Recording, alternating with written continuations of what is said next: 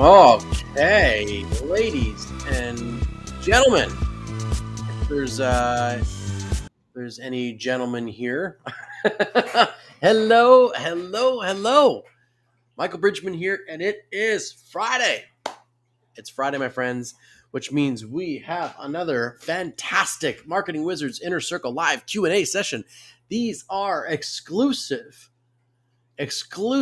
for my YouTube members and my Facebook group members. So, welcome everybody to today's live session. We have got some fantastic questions today and some really good stuff that we're going to dive into. So, this is the sort of the final Friday of the summer. So, we'll see how busy we get from a live perspective, but we are going to have some fun regardless. All right.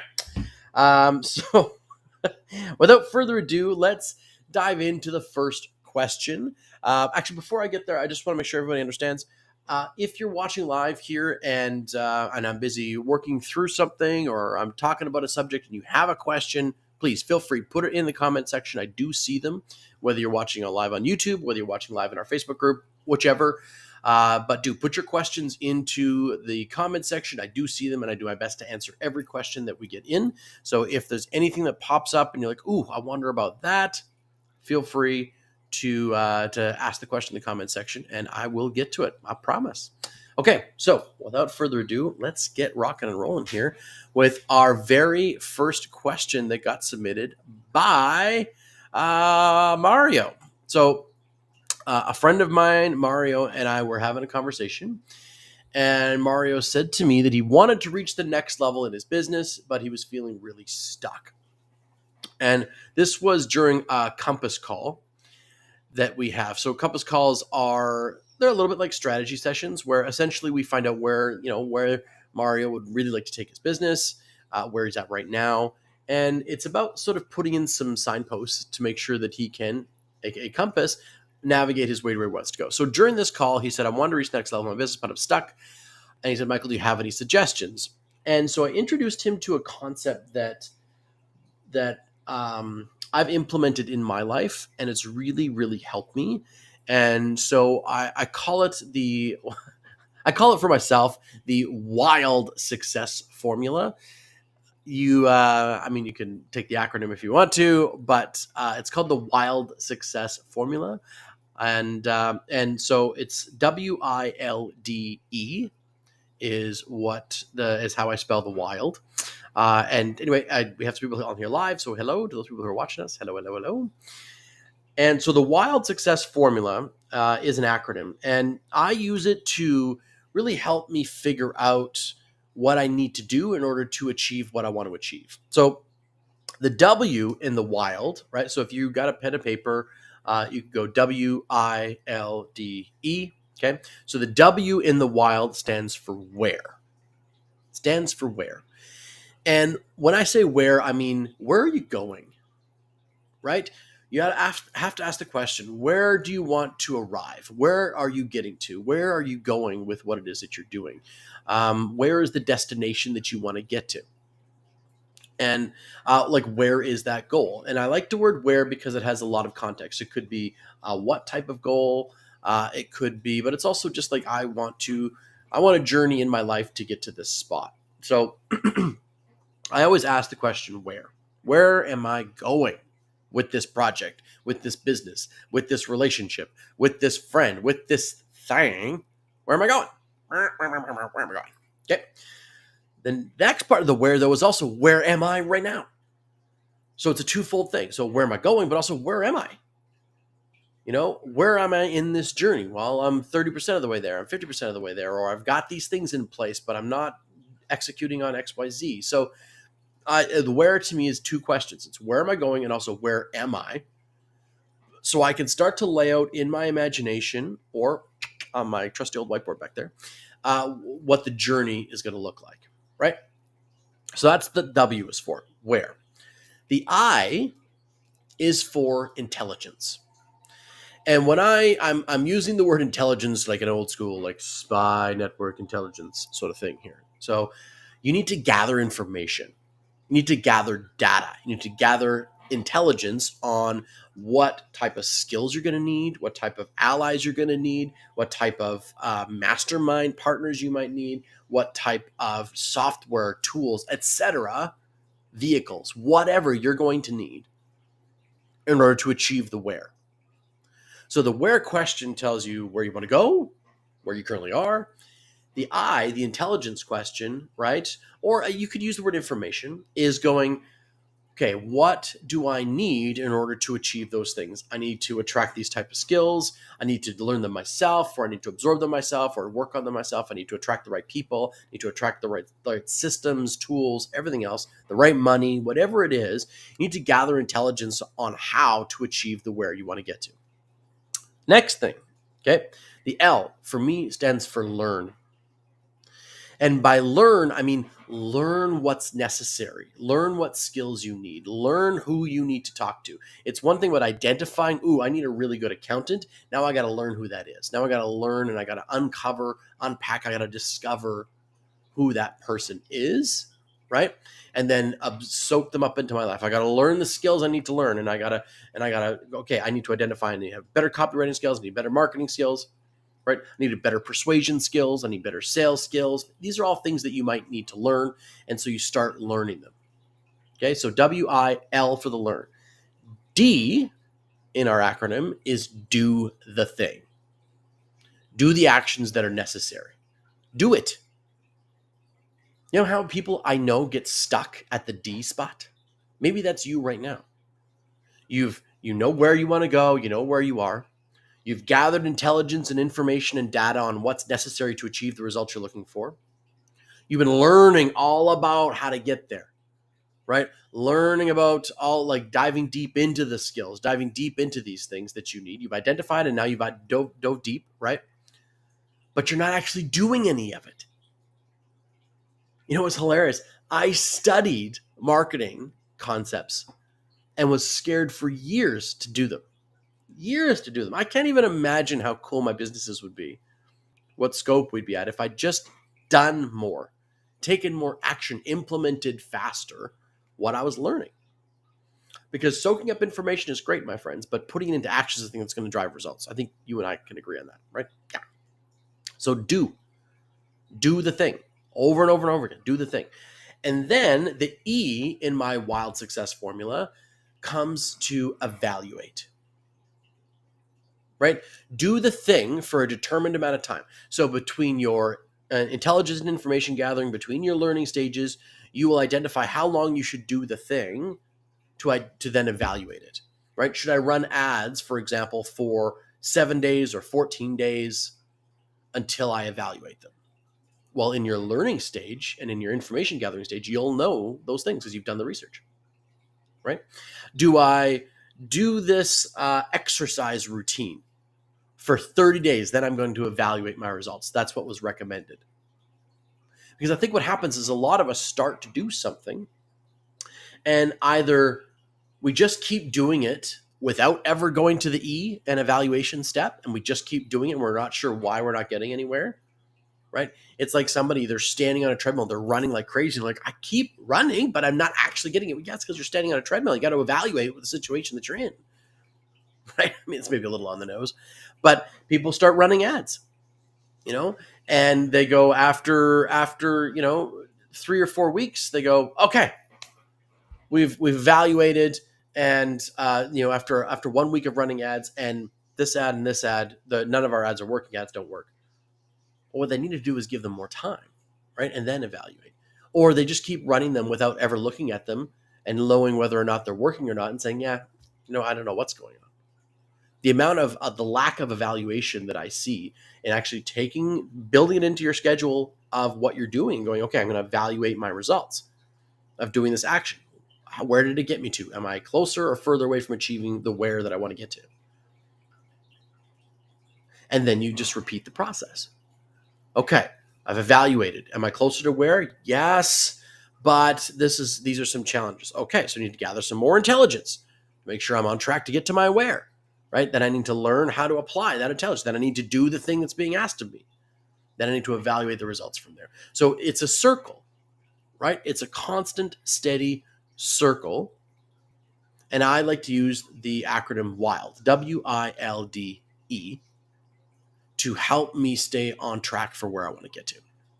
So it's a bit of a long-winded answer to Mario's question, and him and I went even a little bit deeper on it when we were talking about it. But the fact of the matter is if you're looking to ramp up your results right now, execute on the WILD formula. WILDE. WILDE. Okay. Identify where you want to go. Gather intelligence and information on how you can get there from where you are. Right. Then learn how to apply this intelligence and information and gather the right people that you're going to need and the assets, the tools, the software and skills and everything else. Then do the things that are going to be asked of you. Have the meetings, do the ads, right? Make the sales calls, do the push-ups, do the sit-ups. And then after a certain allotted time, which you'll discover what's best because of your learning phase, you then evaluate your results. Go, okay, this was great, but I'm going to tweak it here to get even closer to where I want to get to.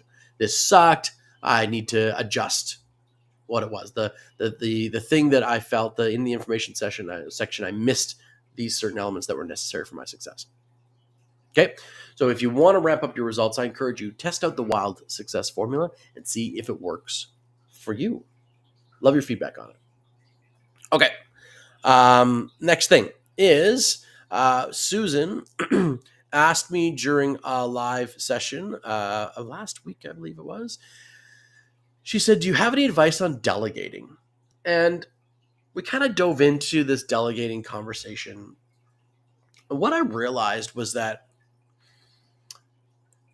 the idea of delegating something requires trust. Okay, you and I probably agree on that one. Delegating requires trust. You have to trust the person that you're delegating something to, that they're going to get the same result or better than what you would have done on your own. Or else, oftentimes, especially small business owners, we tend to hang on to everything, right? And it's not necessarily from a control freak perspective. It's more a matter of, I don't trust that this person's going to get the same results as I can, and I need those results for my client because that means more money. That means more clients, blah, blah, blah, blah, blah. That means better results.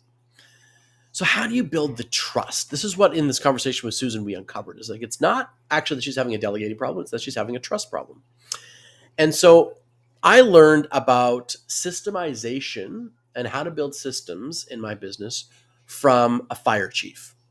So this man is a decorated fire chief in North Vancouver, which is close to where I am. And he taught this to a group of us at a high-level mastermind session that we were at, a 2-day event at my good friend Colin Sprague's place. And I don't remember the fire chief's name. He's an amazing guy, but I don't remember his name, unfortunately.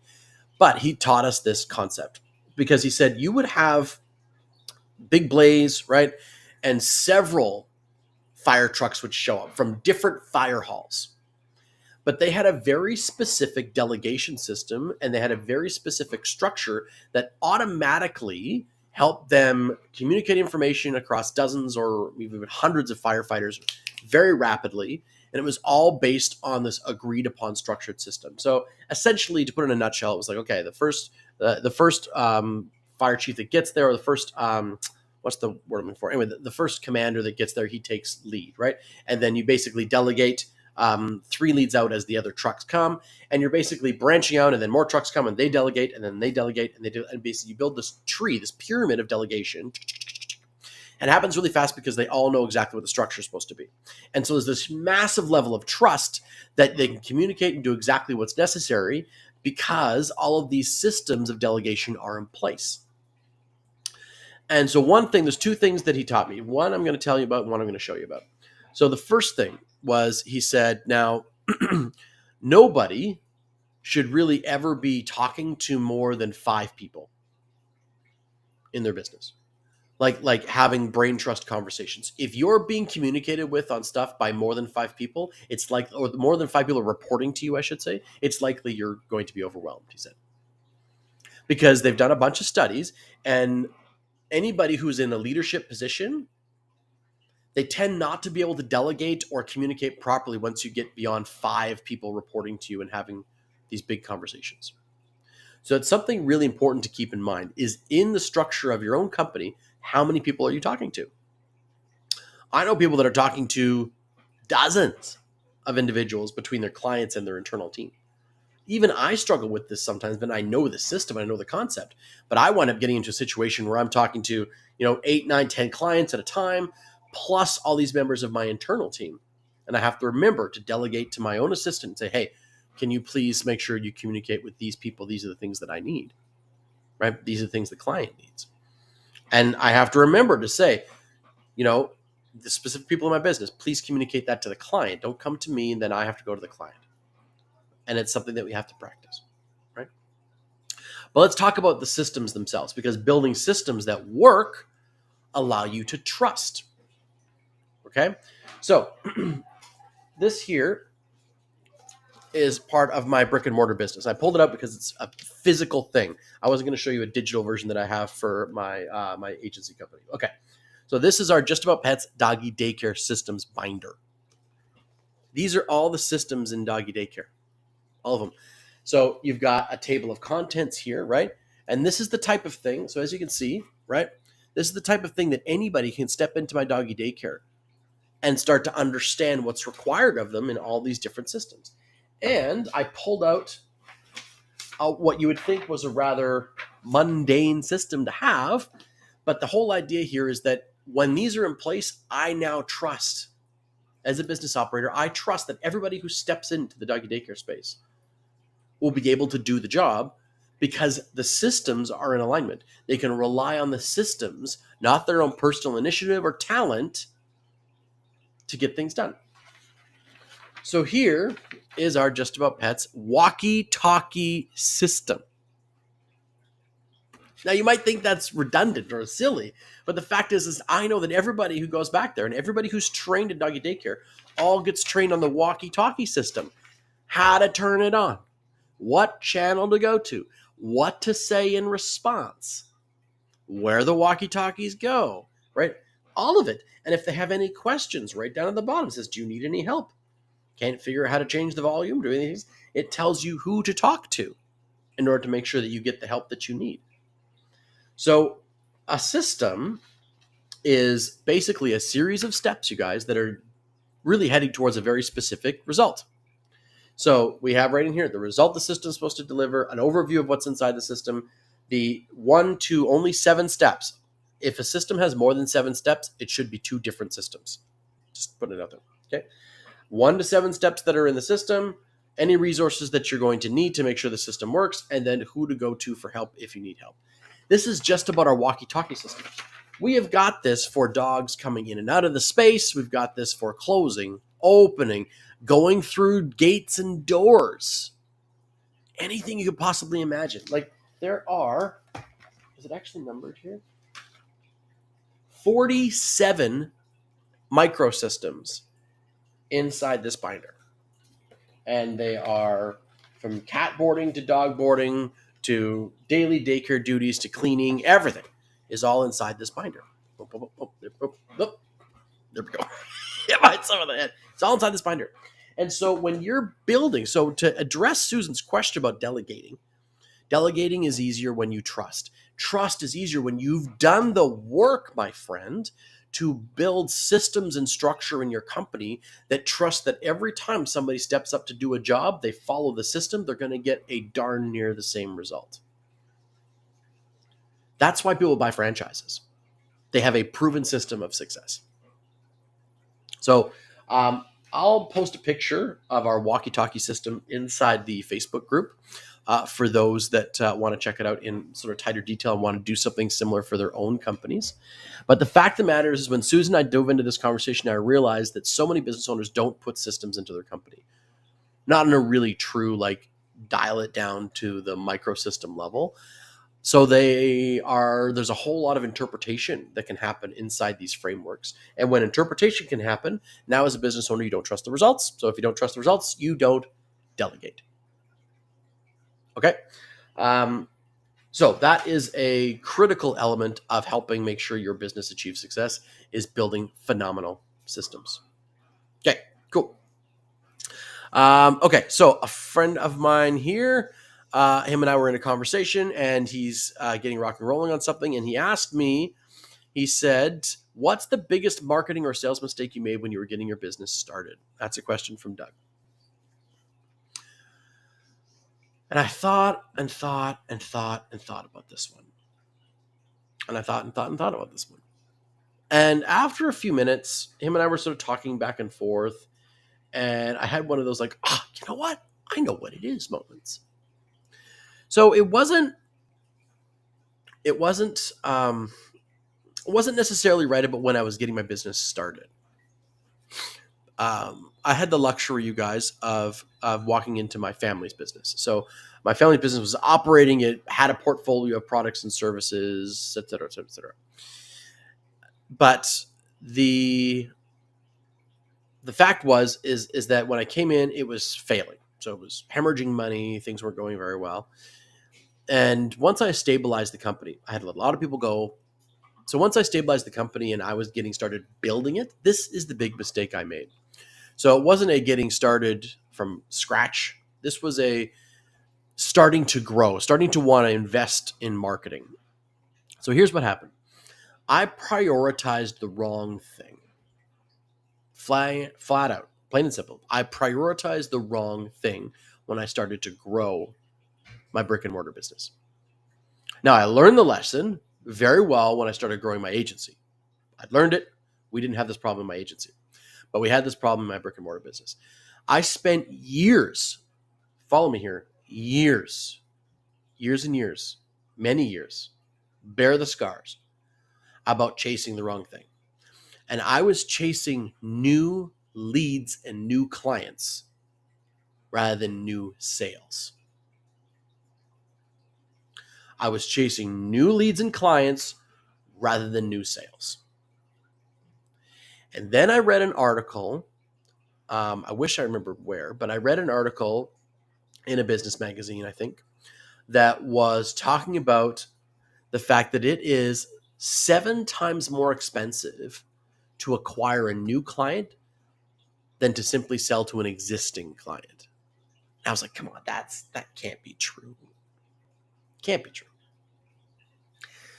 And so in around the same time, I really started to dive into marketing and learn how it worked, sort of to understand the nuances and how to do it effectively. I also began to realize that I had been chasing new clients all the time and completely neglecting my own database. We were good at customer service, but we weren't soliciting more business from them at all.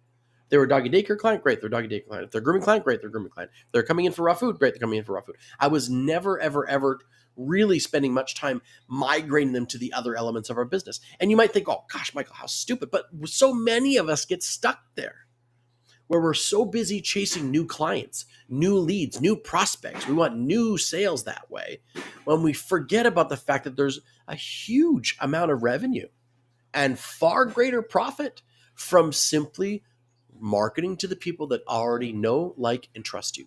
They already love you. They already love what you do. So why not just start marketing to them again? A different thing.